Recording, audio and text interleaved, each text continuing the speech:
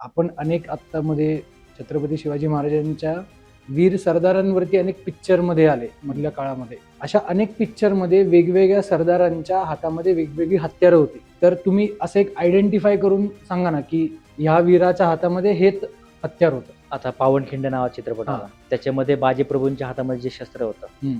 ते पट्टा. दांडपट्टा, पट्टा नाही, दांडपट्टा विषय तो वेगळा. दांडपट्ट्याचा खेळ असं म्हणून प्रचलित झाला दांडपट्टा. दंड बरं. आणि पट्टा, दंड अधिक पट्टा बरोबर दांडपट्टा. बाजीप्रभूंनी पण वापरलं, मोरारबाजींनी पण वापरलं, अनेक मावळ्यांनी पण, जेवा महाल्यांनी वापरलं या अफजल खानाच्या लढाईमध्ये. हम्म.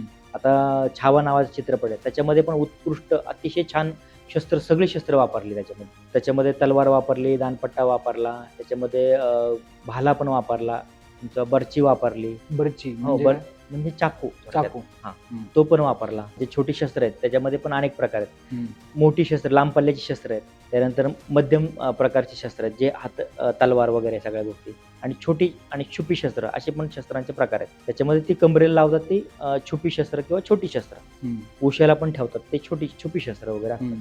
असं पण सांगितलं जातं की शिवाजी महाराजांचा जो तुरा आहे ना, त्या तुऱ्यामध्ये पण एक चाकू लपलेला असायचा. अच्छा. हा, म्हणजे कोणतं शस्त्र नाही असं नसायचं.